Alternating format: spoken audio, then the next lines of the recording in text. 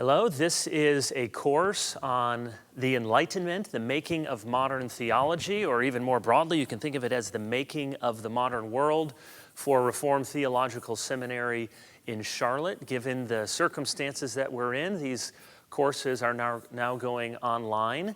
And I'm mindful that this is, first of all, for the students in my class who have been through half of the course and know the assignments and are doing the reading. But given that this is going to be up online, there may be people who are going to watch this who haven't had any of the reading or any of the courses. So let me just give you a few minutes of where we are, and this may be a helpful review for RTS students as well. My name is Kevin DeYoung, and I'm one of the professors at Reformed Theological Seminary, in addition for my main job being the pastor at Christ Covenant Church.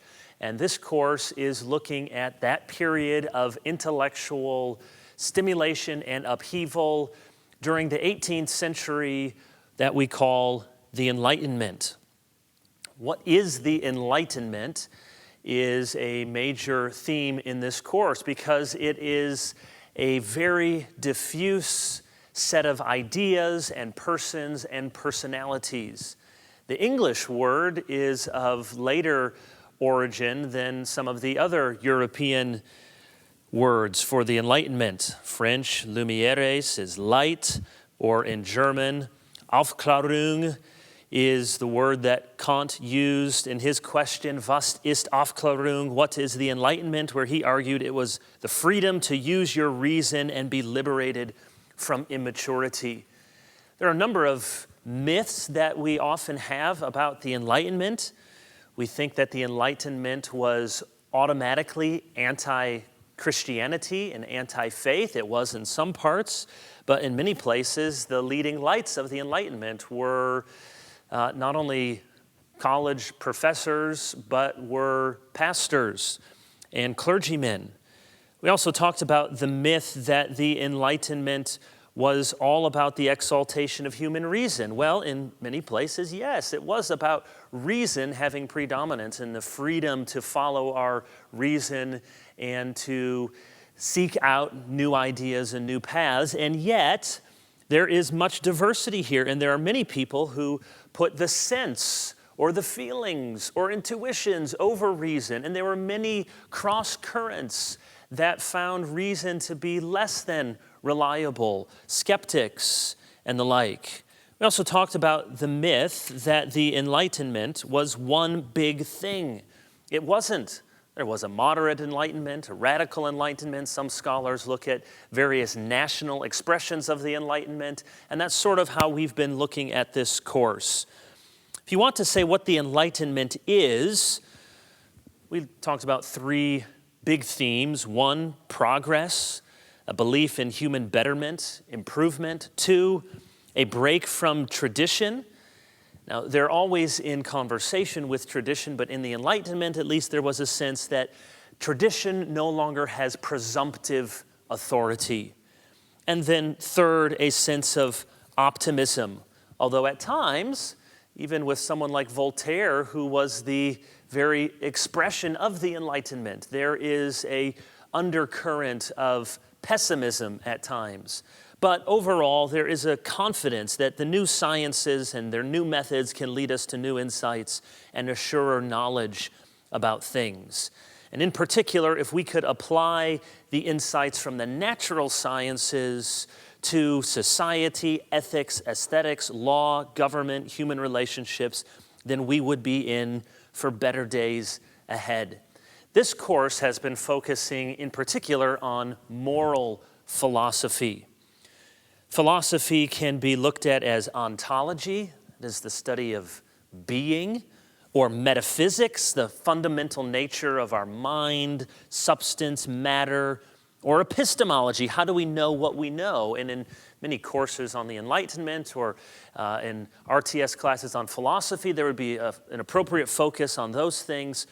Our focus in this class has been on moral philosophy, which is sort of a catch-all term for everything from the study of human nature to the understanding of sensations and affections, to our understanding of the duties of life to one another, to jurisprudence and new philosophies regarding civil government and the structure of early modern society. In this course, we're about halfway through. In week 1, we introduced the Enlightenment, and then in lecture 2, we looked at the reworking of natural law with Grotius, Hobbes, and Pufendorf.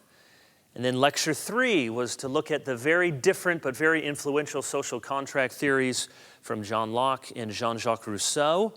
Lecture 4 was on the Anglican reflection of reason and revelation with Samuel Clarke, William Paley, and Bishop Butler.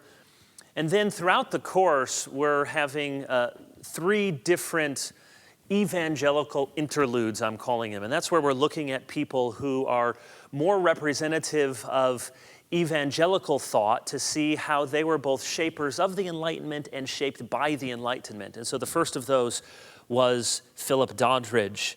And then the next lecture, lecture 6, was on German philosophy, leading the way with Gottfried Leibniz, and then those following him who interacted with German pietism, Wolff, Thomasius, and Crucius.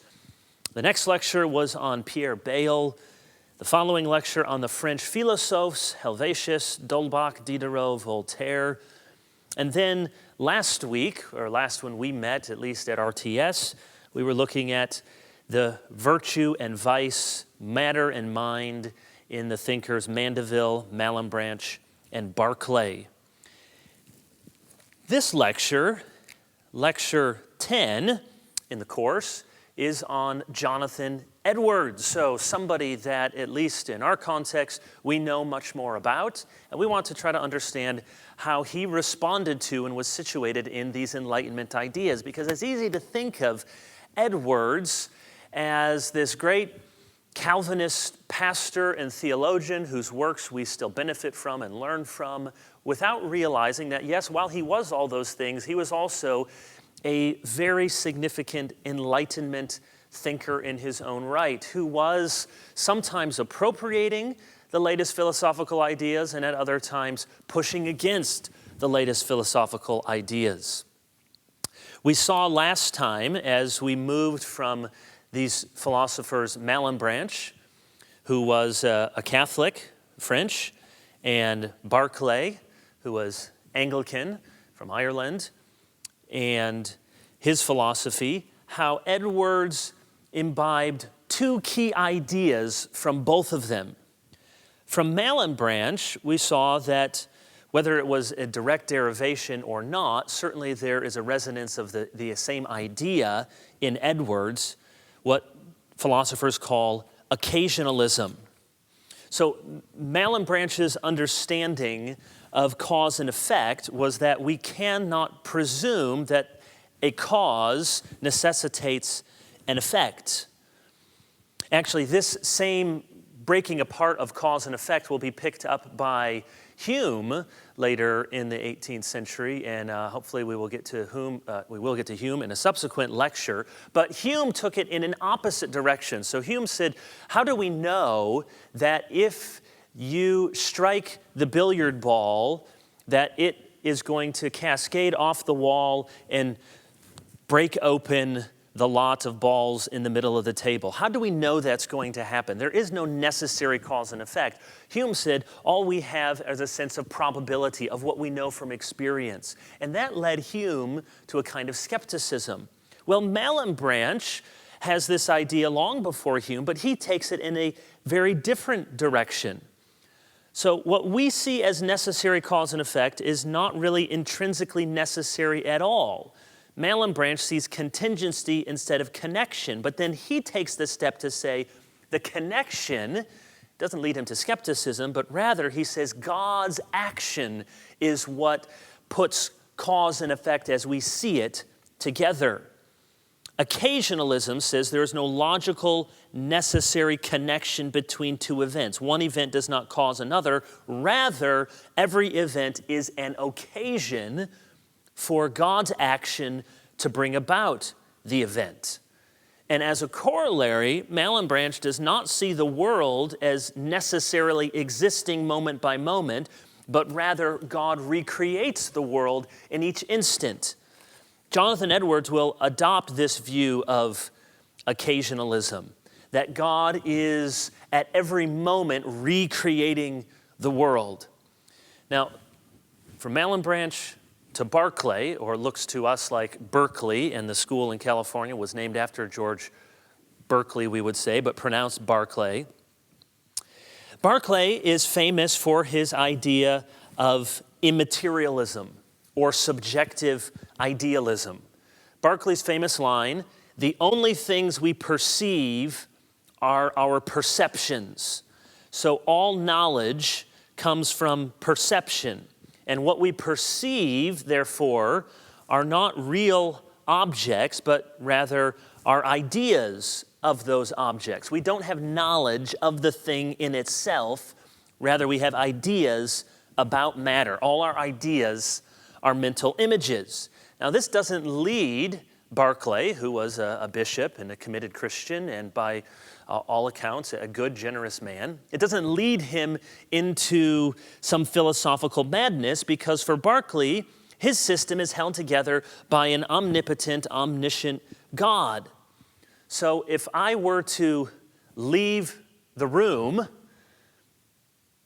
doesn't cease to exist because I no longer can perceive it.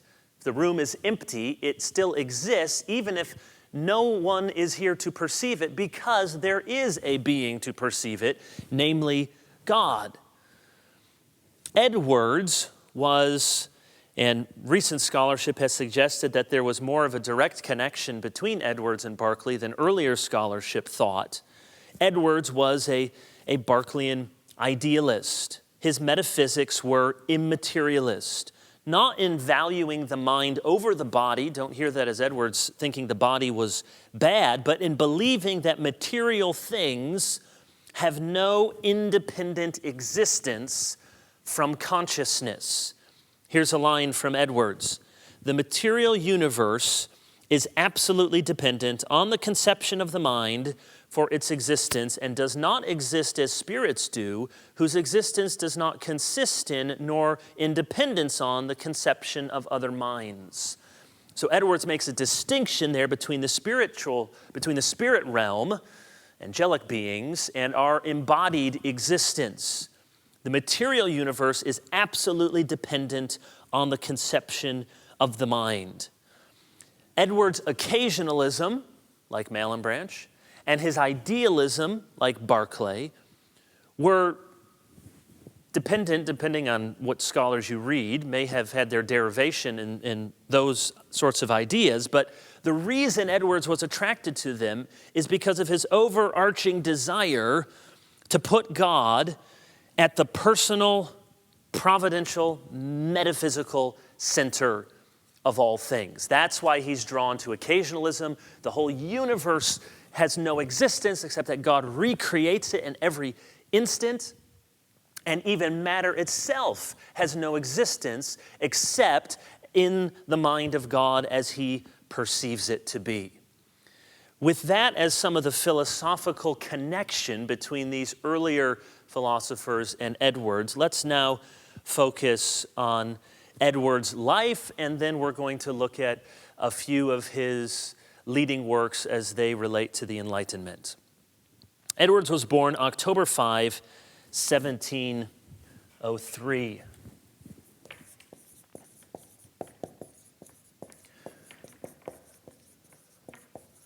So we're talking about Jonathan Edwards,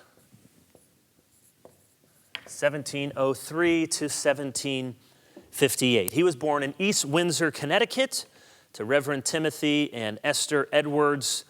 Jonathan had 4 older sisters and 6 younger sisters, and each of them grew to be really fantastically tall, even by today's standards, but especially then in the 18th century, that it was reputed that each grew to be around 6 feet tall, and people spoke of Timothy Edwards' 60 feet of daughters, 10 giant daughters.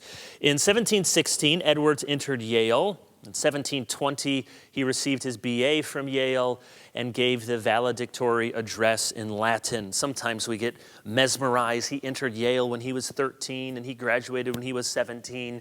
But across Europe and its provinces, which is what America was at this time, these are normal sorts of ages for matriculating for university study. From 1722 to 23, he served as a pastor in New York City. During this time, while still a teenager, he penned famously his 70 resolutions, and just a few of them, and see if this sounds like 19-year-old men that you know. Resolved that I will do whatsoever I think to be most to the glory of God. That's resolution number 1. Number 13, to be endeavoring to find it fit objects of liberality and charity. Resolution 28, to study the Scripture so steadily, constantly, and frequently as that I may find and plainly perceive myself to grow in the knowledge of the same. Resolution 30, to strive every week to be brought to a higher religion, to a higher exercise of grace than I was the week before. Resolution 56, never to give over, not in the least, to slacken my fight with the corruptions, however unsuccessful I may be. And maybe my favorite is resolution 6, to live with all my might while I do live. Jonathan Edwards was from a very early age, especially precocious, especially serious. He had a hard time understanding the sort of, what you might say, normal ways that boys and girls and young men and women would act. He was always given to a very committed sort of piety. And by any fair measure, George Marsden points this out in his magisterial biography, Edwards struggled with pride at times and maybe censoriousness, and could sometimes, especially as a younger man, be sort of difficult to be around because he was so extremely precocious and serious and pious. In 1727, he joined his grandfather, the famous Solomon Stoddard, as an assistant minister in Northampton, Massachusetts. Now, when I moved to Michigan to pastor there in 2004, I was very pleased that we bought our house on Northampton Way. And the address was 2306, and my birthday is the 23rd of June. So I'm not even a charismatic, and I took that as a sign that this was the house on Northampton Way on my birthday.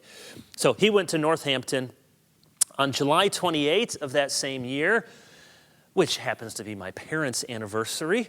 Jonathan Edwards married 17-year-old Sarah Pierpont. Edwards fell in love with Sarah several years earlier when he was 20 and she was, all right, parents, cover your ears, 13. She was, by all accounts, an absolutely remarkable woman, and she had, with her husband, Jonathan, a warm, loving marriage. She was awakened herself during the awakening and even experienced prolonged periods of the overpowering presence of God. No doubt Jonathan was drawn to her and her intense religious experience and her piety. They had 11 children, about one every 2 years, from the time she was 18 until she was 40. She died at 48. There is an interesting anecdote. There was a tradition, superstition you might call it, at the time in parts of the European world and in America, that your children were born on the same day that they were conceived. And so after the first 4 children of Jonathan and Sarah were born on Sunday, people began to ask some questions and receive some good-natured ribbing as to how Jonathan and Sarah were using their Sabbaths. In 1729, after 57 years as pastor, Solomon Stoddard died.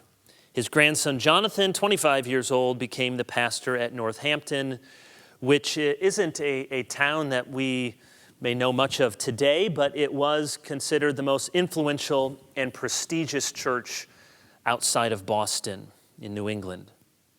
It was a traditional congregational church with 620 communicants in a town of about 1,000 or so. Edwards would have done some catechism with the children in the congregation, perhaps some counseling, but mostly he studied. He preached two-hour messages each week, and he was famous for spending 13 hours a day in his study without access to Facebook or Twitter. He didn't cultivate a leadership team. He did not administrate. He visited families when they requested it, but he was not the visitation machine like Richard Baxter advised. What he did is he read, he prayed, he studied, and he wrote. He considered that, on the whole, that was the best way that he could use his gifts to serve the church and what he was most suited for. He was a unique combination, rigorously logical, but also prone to mystical experiences. He loved nature and creation. He was also fastidious with his schedule and his food. He was probably one of the best examples ever in the church of combining a warm heart and a strong mind.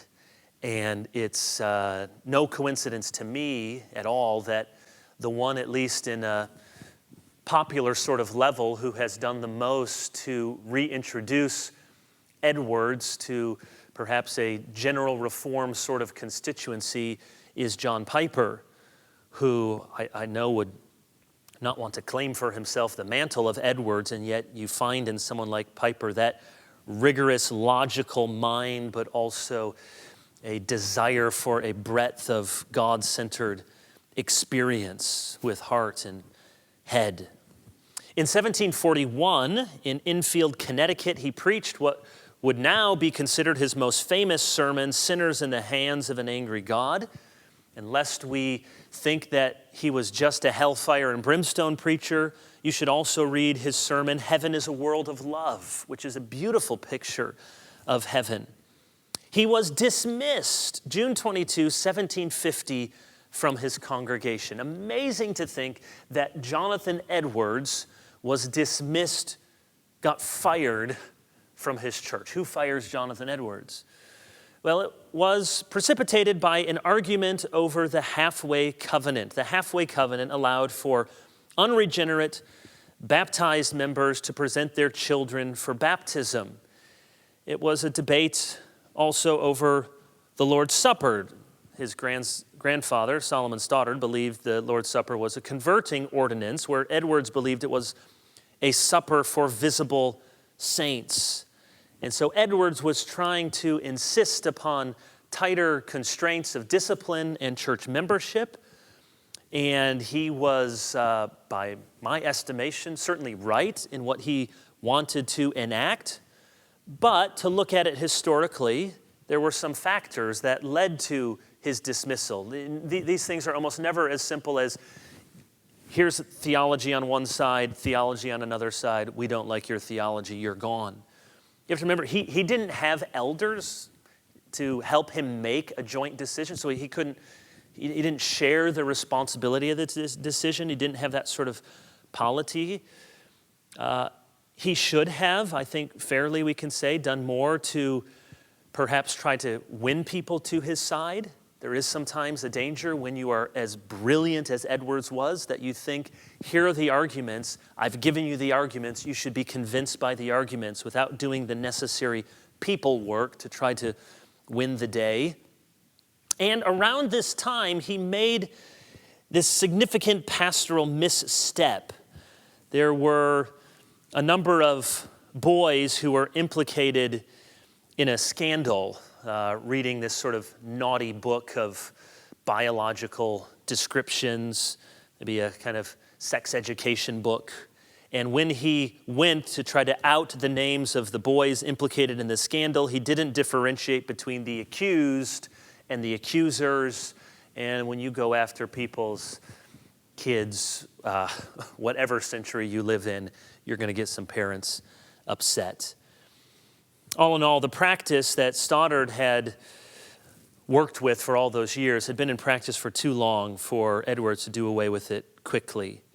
But in the Lord's providence, his dismissal from Northampton served the church because he became a missionary pastor to the Indians in Stockbridge from 1752 to 1757.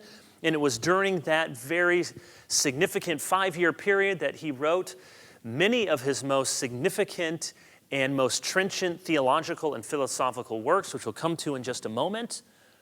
In 1758, he was set to become the president of Princeton, or then it was called the College of New Jersey. And he died in March before he could really take on responsibilities at Princeton from smallpox inoculation. He was a believer in the new science, and it would prove to be very effective, but there were mishaps along the way, and sadly, Jonathan Edwards was one of them who died from the smallpox inoculation in 1758. Well, if that's something about Edwards' life, we now want to turn our attention to look at a few of his works, in particular, as they relate to the Enlightenment. Having looked at Edwards' life, let's spend the second half of this lecture now looking at a few of his works as they relate to the Enlightenment.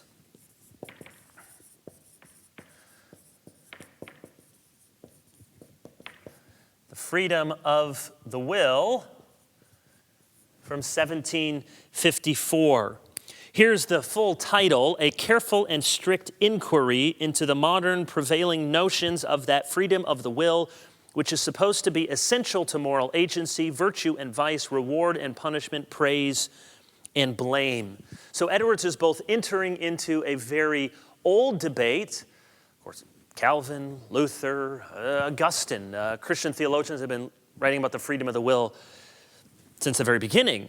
But he's also entering into a very modern debate here in the 18th century.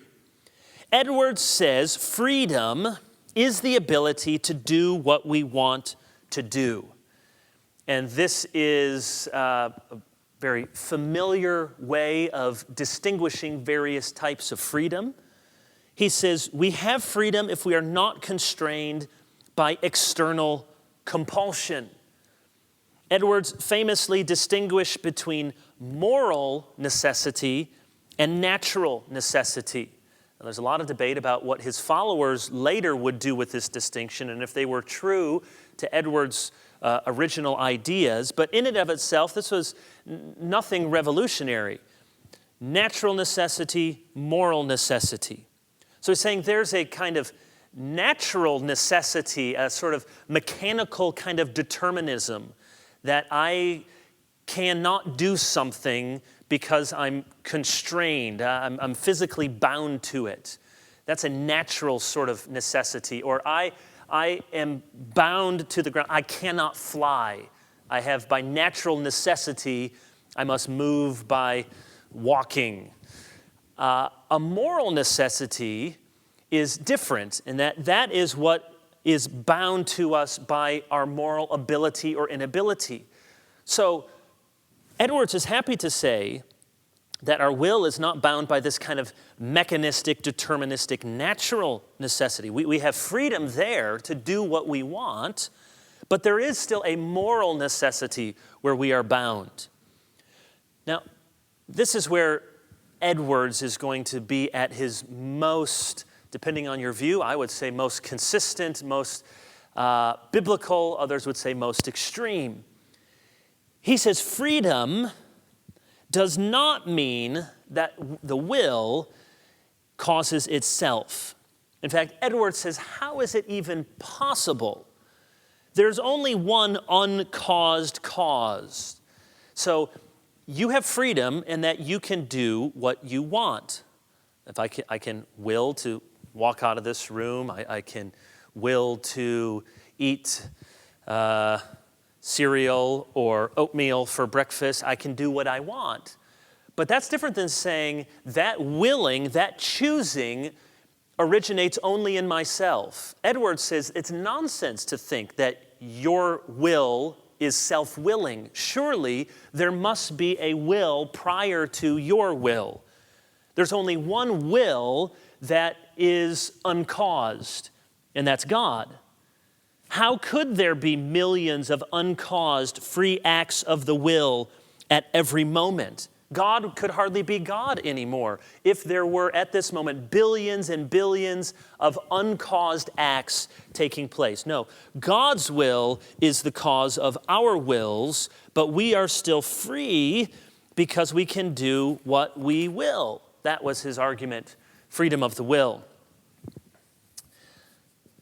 During this same time, again, most of these significant works are written when he's the missionary pastor in Stockbridge and has fewer demands. Original Sin, which was published in 1758. Originally, Edwards thought of it as a 3-volume work, that there would be a volume on original sin, true virtue, and the end for which God created the world.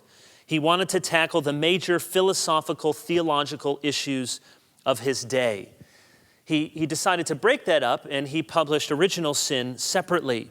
What he wants to do in this work is defend the doctrine of original sin from Scripture, but also to show how this scriptural doctrine, Reformed doctrine, is not unreasonable. Now, to that end, and here's where we see some of Enlightenment ideas, he employs some Lockean notions. He even speculates about cause and effect, as Hume did. But again, like Malin Branch, he puts God right in the middle of it rather than removing God from the equation. In Original Sin, we see Edwards as both a conservative theologian and a philosophical innovator. That's what we must understand about Edwards. He's not just one or the other. He's wanting to come to conservative, meaning conserving older traditions of theology, conservative theological conclusions. And he was, by his sort of nature and constitution, a conservative person. But he wasn't afraid to bring in philosophical innovations toward that end. Let's look at 2 other works which went together. I said he was proposing a 3-volume work initially, Original Sin, and then he broke that out. And then there were 2 other works which were published posthumously. The End for which God created the world, and then the dissertation on true virtue. These were twin treatises that went together. Both of these published 1765. In the first, The End for which God created the world, he argues God does all things for himself. This is what is most loving. We find our joy when we lose ourselves in God. As John Piper has popularized this to many people in our day, he says God is most glorified us when we are most satisfied in him. Stephen Charnock, in the middle part of the 17th century, argued the same way, that the communication of God's goodness was the reason God created the world. So this is not a novel idea to Edwards, but he put it very poignantly and precisely. The end for which God created the world is the manifestation of his glory.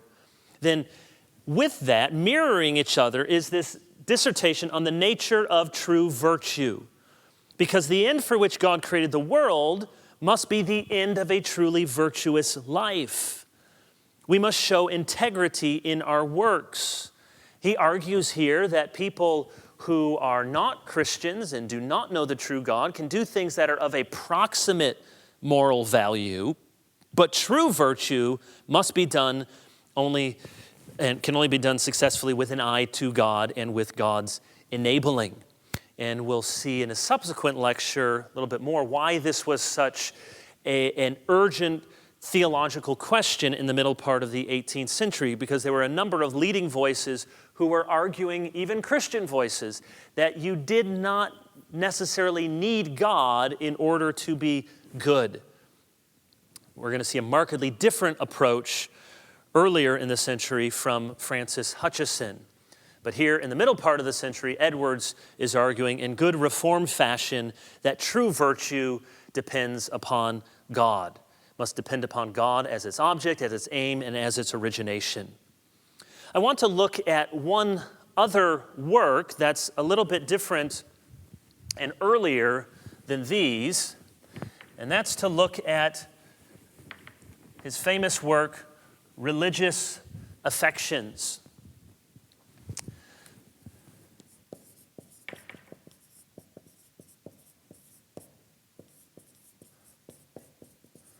Religious Affections, 1746, because this will be a good entree into some of the theological and philosophical nuances of the day that Edwards was trying to navigate. Edwards is wanting to defend the awakenings that are sweeping across the transatlantic world, the 1730s, the 1740s. Edwards is often chiefly known as the theologian of the awakenings, of the revivals. He wants to make sense of what's going on with these revivals, and yet he wants to do it in a discriminating way. He's clearly for the awakenings. He was one of the chief proponents and exporters of the awakenings, and his writings helped to really give the sort of archetype of what a revival was to look like. But at the same time, he wants to guard against those enthusiasts who are going to abuse the awakening. So here's the question he poses in the preface.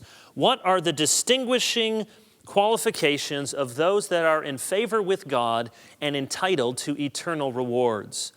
What is the nature of true religion? And wherein do lie the distinguishing notes of that virtue and holiness that is acceptable in the sight of God? Now, this is at once a very pressing, relevant question given the awakenings, but it's also an older question. We saw that the pietists from Spener on down were asking these same sorts of questions. And from the Dutch Second Reformation, these were very pertinent sort of questions. People asking, how do we know what is a true work of the Spirit of God? How do we know who's really a child of God? Because gone is this, or at least departing is this kind of synthesis that you're in a Christian land, you're a Christian people, you must be a Christian. No, we must discriminate and discern these marks of the Spirit and true religious affections. The answer in the preface Edwards gives, quote, many will probably be hurt by their spirits to find so much that appertains to religious affection here condemned, and perhaps indignation and contempt will be excited by others by finding so much here justified and approved.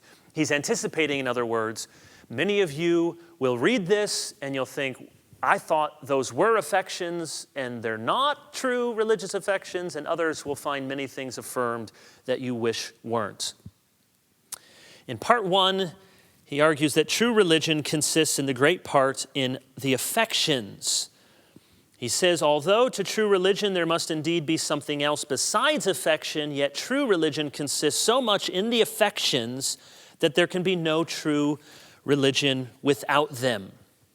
Which leads to a very important theological, philosophical question. And without attending to this question, we are apt to vastly misunderstand Edwards.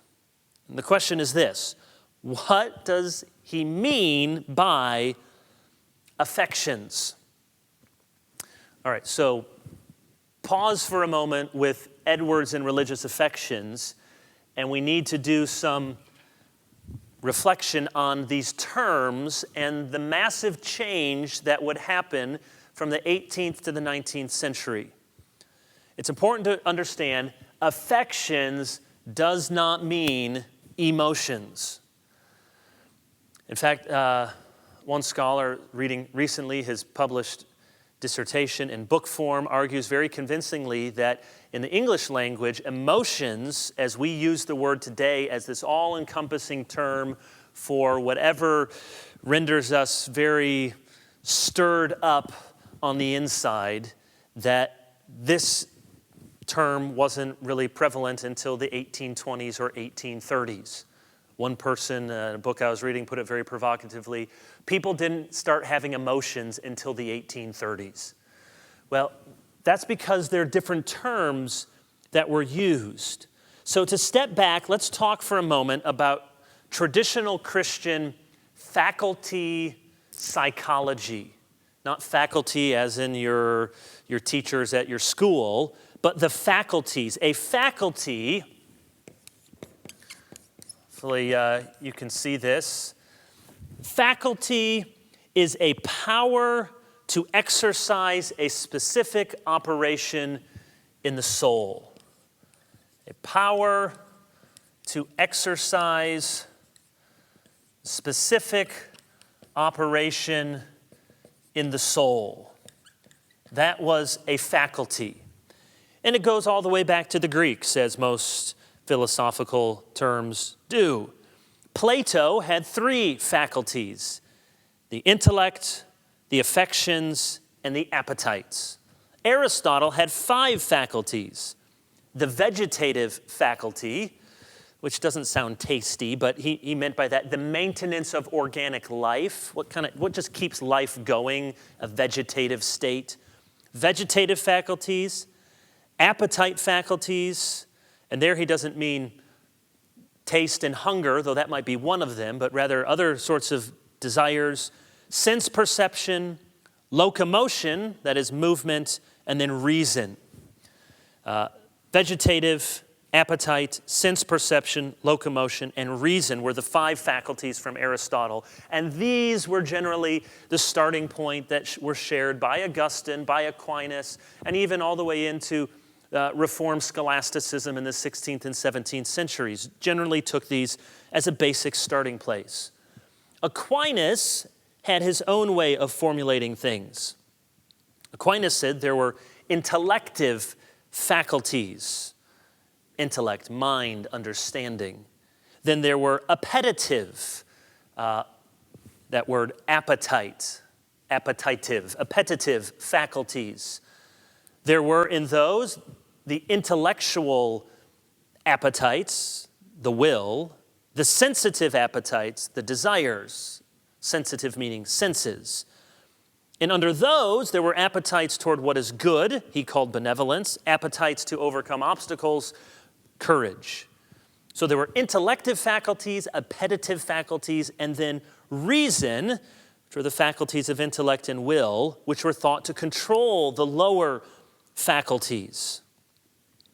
Now this is important because this is not just an idea from Aristotle or from Aquinas, but it was shared by all of the Orthodox thinkers, and certainly in the Protestant scholasticism and in Reformed theology.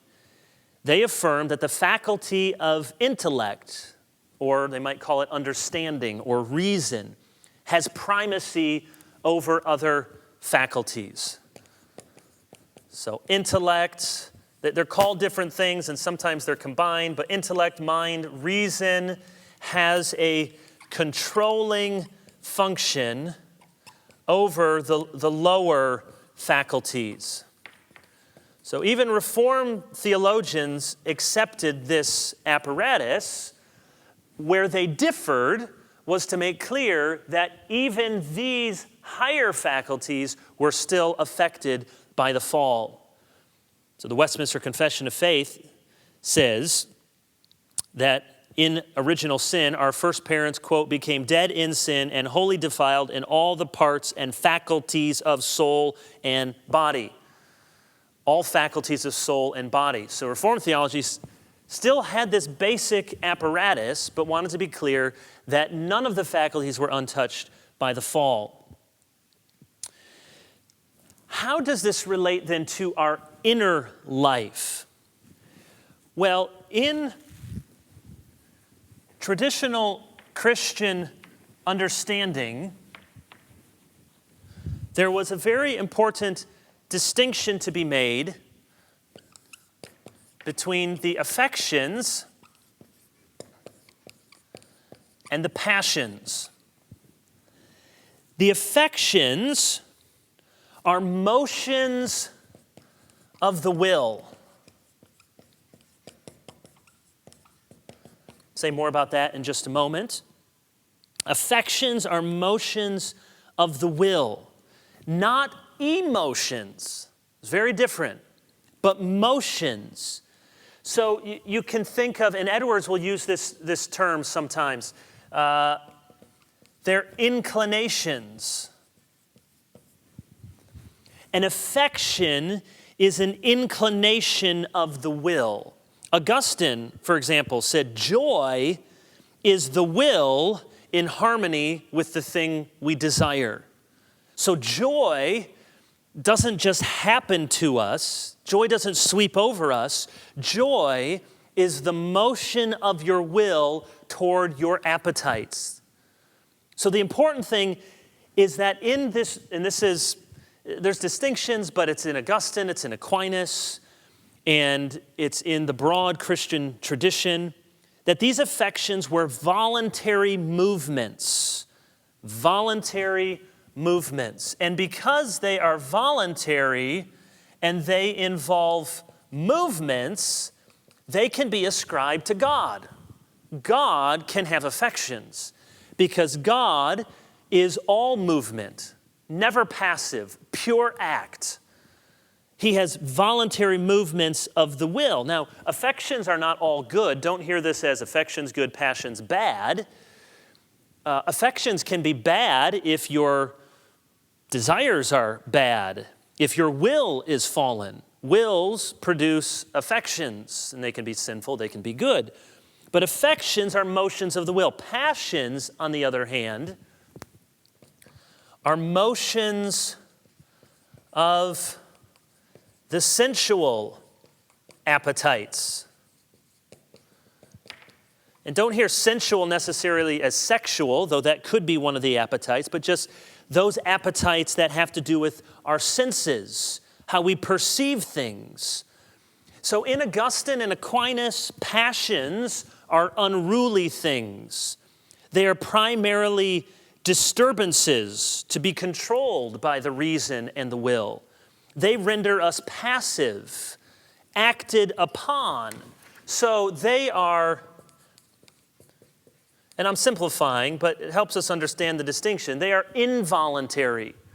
They render us passive.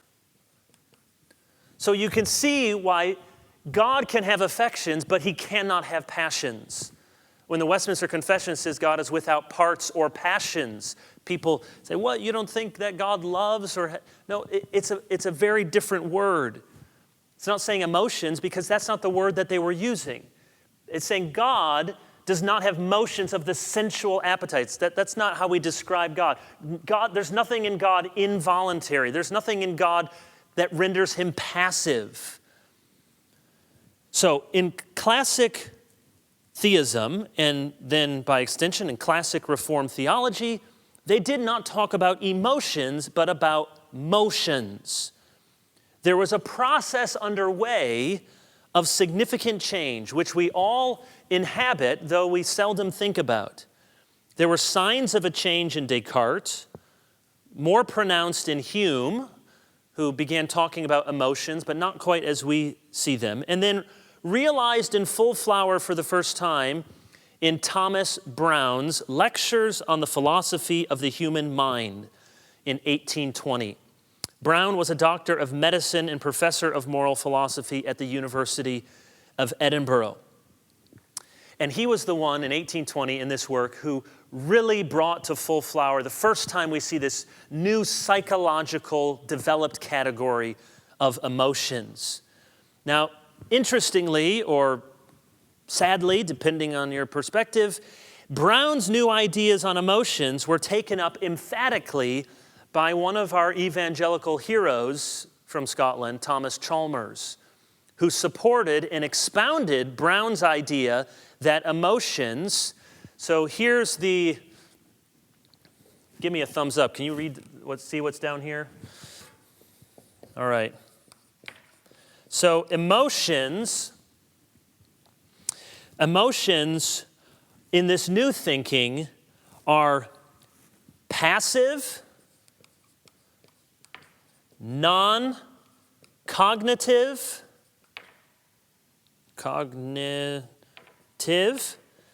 and involuntary. Emotions were believed to exist independently of someone's will or understanding. In fact, emotions were thought to be quasi-chemical reactions connected to quasi-physical laws of cause and effect. They were non-mental, involuntary, and automatic. Non-mental, involuntary, automatic.